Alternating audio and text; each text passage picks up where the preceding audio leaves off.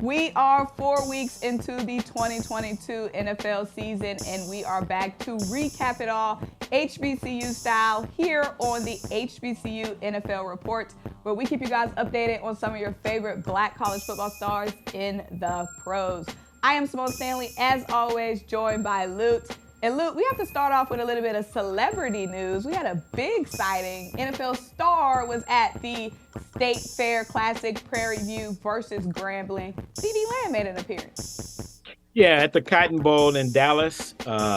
State Fair Classic is one of the highest attended games in all of Black college football. Over 50,000 there Saturday to actually see Prairie View knock off Grambling for the fifth year in a row.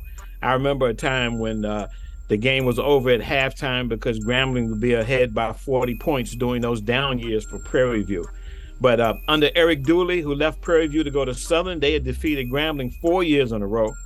I think that was one of the contributing factors, maybe, that Broderick Fobbs being out at Grambling, and now Hugh Jackson, the new coach at Grambling. But now he suffers the fifth straight loss for the G-men to the Prairie View Panthers. Bubba McDowell, a big win for him in his first year. But yeah, it's not unusual to see the NFL guys coming to Black college games when they played. It was played right there in Dallas at the Cotton Bowl. So CD Lamb did make an appearance.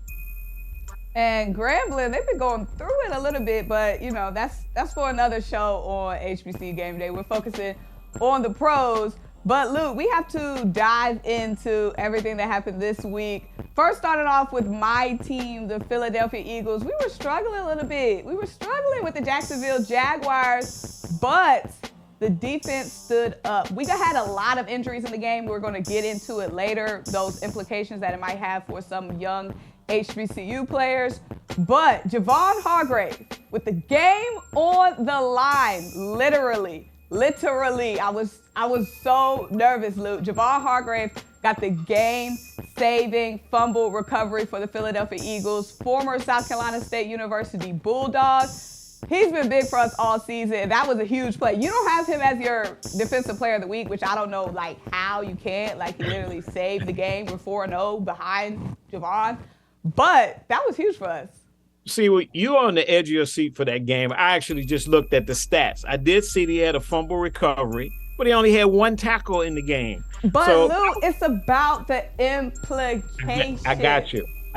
And what I did was, when I was assessing the players, we had a player with a sack. We had Grover Stewart out of Indianapolis with a sack. And actually, because your Eagles did win, it should have been greater consideration, but actually I didn't even know it was the game deciding play for Javon Hargrave. I may have given it to him, but with just one tackle, where was he? First of all, Luke, you're a very smart man. You can't just look at stats. Javon had several pressures in that game. You can't just look at stats. You know that, Luke. Come on. Yeah, but Symone, pressures are not in the stats. It may be in the Philadelphia Eagles. That's why I said stats. You can't just look at stats. I agree. I understand. And I'm saying, when I saw one tackle, where was he the rest of the game? Putting that pressure. We forced 4 fumbles on the Jags. That's that pressure pack, Luke. That don't show up in the stats. Those little How many pressures did he have?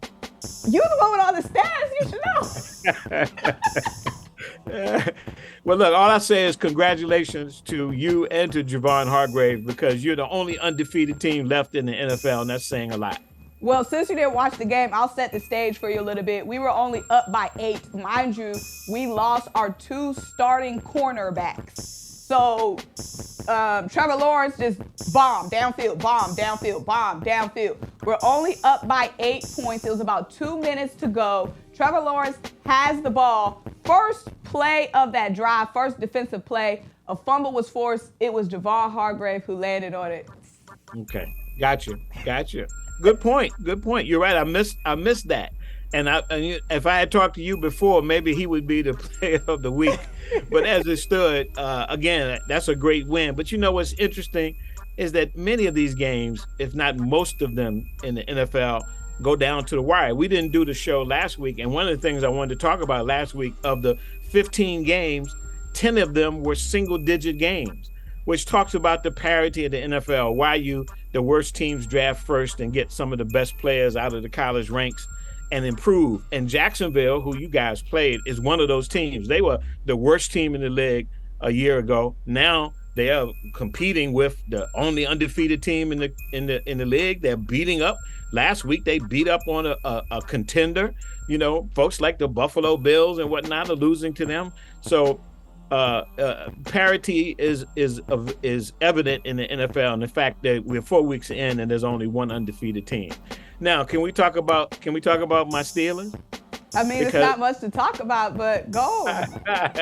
Well, let me tell you, if you're a Steelers fan, you're jumping for joy right now. We're 1-3 because we put Mitch Trubisky on the bench, and we brought in the rookie Kenny Pickett out of Pitt.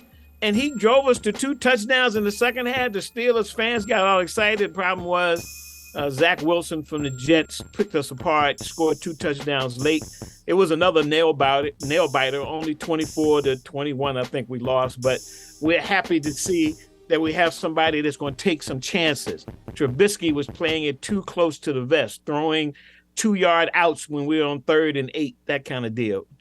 Pickett was smiling. He got hit as he completed a pass down at the goal line. He got creamed. He jumped up smiling, patting the defender on the head. I was like, go, boy. So we are now back in NFL. And look, this reminds me, when Ben Roethlisberger was a rookie, first-round pick, the 2 quarterbacks in front of him got hurt. He came in, won 15 straight games as a rookie. So stand by, Pittsburgh. Stand by, Philadelphia. We're on the way. Kenny Pickett is our quarterback. Okay, that's huge for y'all. That's what y'all still like a really rebuilding team, but that's a huge step for y'all. I'm not scared to play y'all. What did we play y'all like week 9? I'm not worried at all. We do. Okay. We'll see. So let's get into some rookie news. So one rookie, HBCU rookie now in the NFL, had a huge week. Some other guys were inactive. Some guys got in on special teams. Luke, what's going on? Well, I wouldn't call it a huge week, but when you compare it to the other 4 players that were drafted, Deshaun Dixon out of Norfolk State actually played on defense.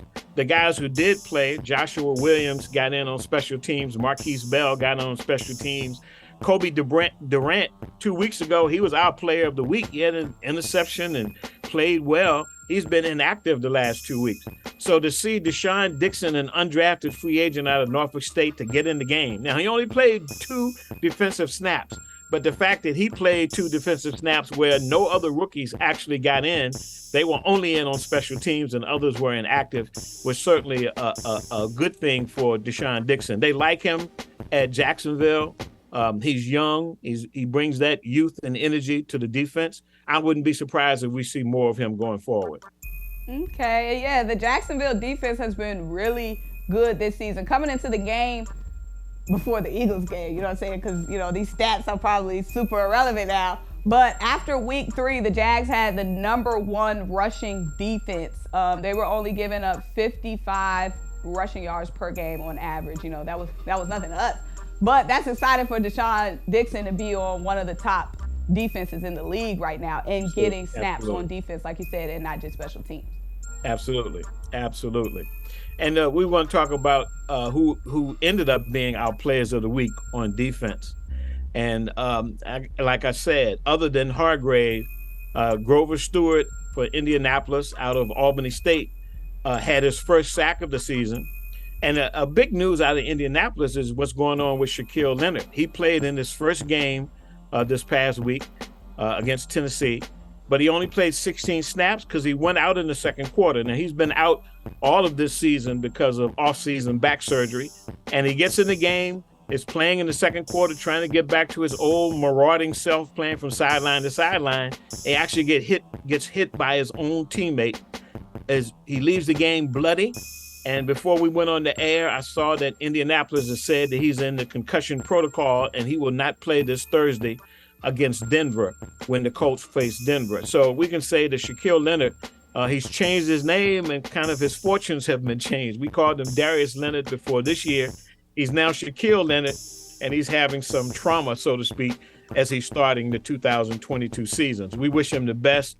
Hopefully he'll take his time, get well, get back to the all-pro linebacker that he's been for the Colts. Yeah, the Colts have definitely been struggling without Shaquille in the game. There's no doubt about that. So I know they're really wanting to get him back healthy. So Lou, you didn't let me really set the stage, but Defensive Player of the Week, you have two of them. You talked about one. Grover Stewart is one co-Defensive Player of the Week. The other one is coming out of Chicago. Yeah, Joe Thomas out of South Carolina State, former MEAC Player of the Year. He's bounced around. I think this is his fifth team in the league. And he was only on the practice squad for the Bears, even though he played very well in the preseason as Roquan Smith was holding out. He finally got in some action this past week. The Bears fell to the New York Giants 20-12, but he was one of their tackles leaders with 5 tackles. I think he had two solo tackles. But he has proven to be a quality NFL player. This is his 7th year in the league. Again, he had more tackles than anybody else that from the HBCU ranks on defense this week. That's the reason why I chose him, as well as Grover Stewart, who had a sack, his first sack of the season, as co-defensive players of the week. And if I had talked to you before, it would have been 3, because you're right. Hargrave. No, it would have been 1. Javon. Having that fumble recovery at the end, probably you probably breathed a great sigh of relief when he did that. So, yes, very heavy sigh of relief.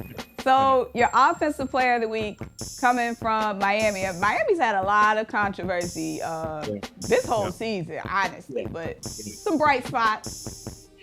Well, and I when I looked at the stats, I didn't look at the film to see if the injury that was to Tua Tagovailoa, the quarterback for Miami. Tua T. It's just Tua T. Just Tua, and we call him by Tua. But the point of it, I don't think it was Teron Armstead's man. I think that came from the right side. He plays on the left side of the offensive line. That was the only sack they had on the day, was the one that they threw Tua to the ground and sent him to the hospital. So, our offensive pickings are slim right now, Symone. We don't have a lot of HBCU players playing on offense, getting a lot of playing time. We're actually picking between Teron Armstead and Titus Howard out of Alabama State that plays for Houston. And usually we're just looking at those two in terms of their stats. As you know, some of the other players like Trenton Cannon has gotten hurt. We don't have a lot of Kadero Hodge out of Atlanta, out of Prairie View A&M. He's getting a little play. Didn't get a lot of play this week. Only had 1 target, no catches. So we had to go with Teron Armstead as the player of the week on offense.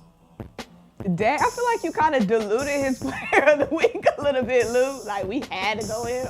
Well, I had to actually adjust my players of the week. When you look at stats, it's hard to find stats. You don't get a lot of stats on offensive linemen. And actually, it was James Harris, former Grambling quarterback and founder of the Black College Football Hall of Fame, who approached me about 3 years ago, and he said, Luke, you have to include offensive linemen, in your players of the week selections because you're leaving them out, even when they play well and their teams play well. So since that time, I've started to include them 3 years ago. I was actually, because you couldn't find stats on them. And when you're trying to look at every game that's played in the week for the NFL, finding all of the kind of stats, some of it is easy, some of it is more difficult. So we've added offensive linemen, and I'm not diminishing what he does, because Teron Armstead is an all-pro. He's a top-rate offensive lineman. But we don't have a lot to choose from. We don't have a lot of HBCU players playing on offense. We have a whole lot more on defense. So, like I said, it comes down to Armstead and Titus Howard, and kind of go back and forth between the two. But hopefully Hodge will get some more reps for Atlanta, wide receiver, as well as some of the other guys who are now on practice squads or inactive. So we'll see as we go along. Yeah, and Atlanta's been playing surprisingly well. So, more winning, more usually opportunities for guys. So we might see Kadero Hodge making more appearances, getting more targets. It's not that much, Marcus Mariota could do to get people the ball. So, one target from Marcus Mariota really isn't that, dampering on somebody. He's had one start this season, so they obviously like him. He's a special teams ace, but he will fill in at the wide receiver spot for the Falcons. So special teams player of the week, New York Giants. You always showing the Giants love, but you never can show the Eagles love, Luke. Well, you're talking about Eagles love. Now, I know one of the points you're making with you losing both of your starting cornerbacks is that Mac McCain may get a shot to get some more playing time for the Eagles. We'll look forward to that.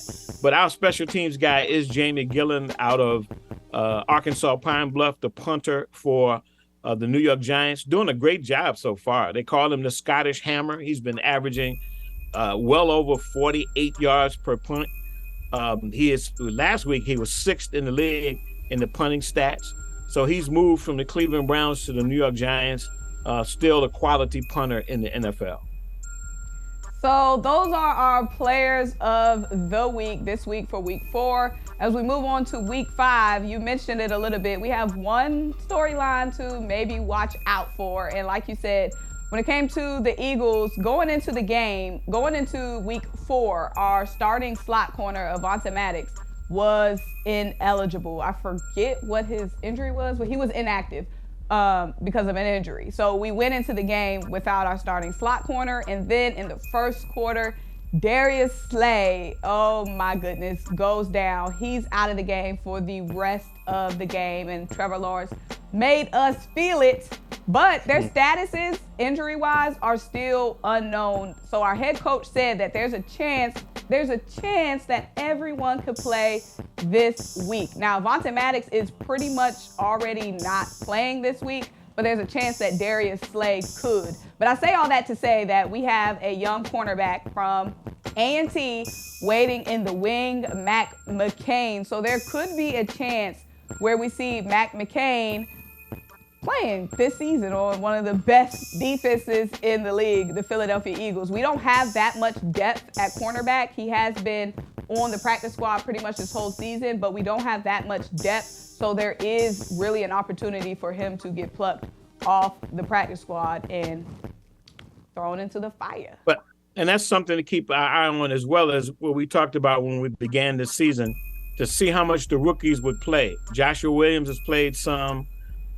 Jacoby Durant has played some. Marquise Bell has even played some, to see how much they get into the mix.